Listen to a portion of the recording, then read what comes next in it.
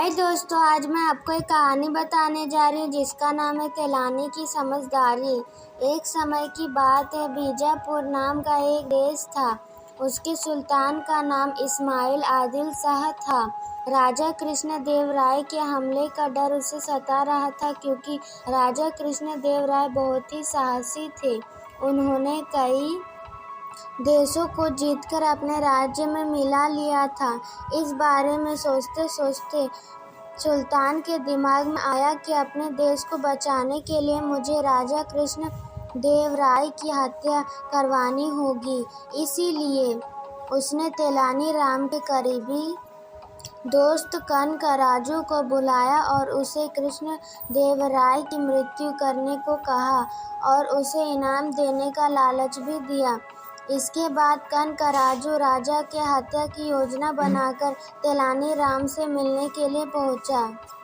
तेलानी राम बहुत दिनों के बाद अपने दोस्त को देखकर बहुत खुश हो गया और उसे अपने घर में बुलाकर बहुत आदर सत्कार किया।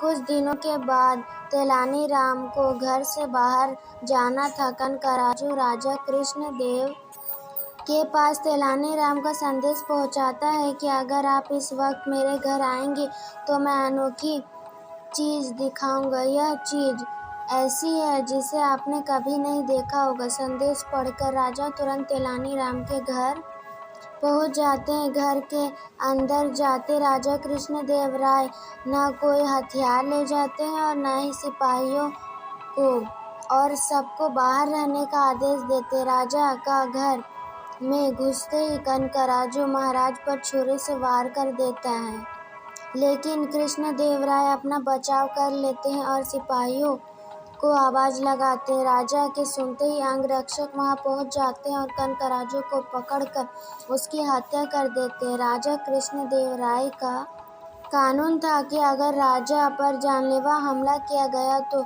उसको जो आश्रय देगा उसको मृत्यु दंड दिया जाएगा। इसलिए तेलानी राम को मृत्यु की सजा दी गई। तेलानी राम ने राजा से माफ़ी की गुहार लगाई, लेकिन राजा कृष्णदेव राय ने कहा कि मैं तुम्हारे लिए राज्य के नियम नहीं बदल सकता, परंतु तुम्हें किस तरह मृत्यु चाहिए यह निर्णय मैं तुम पर छोड़ सकता हूँ। तब तेलानी राम ने कहा, महाराज मुझे बुढ़ापे की मौत चाहिए। यह सुनकर सभी हैरान हो गए और राजा कृष्णदेव राय हंसते हुए कहते हैं कि तेलानी राम तुम अपनी समझदारी से फिर बच गए। इस कहानी से हमें यह सीख मिलती है कि हम सभी मुश्किलों का हल अपनी समझदारी और अपनी चतुराई से आसानी से हल कर सकते हैं, चाहे वह कितनी मुश्किल क्यों ना हो। इसी तरह अमेजिंग स्टोरीज़ के लिए हमारे चैनल को लाइक, सब्सक्राइब और शेयर ज़रूर करें और मेरे टेलीग्राम को ज़रूर फॉलो करें।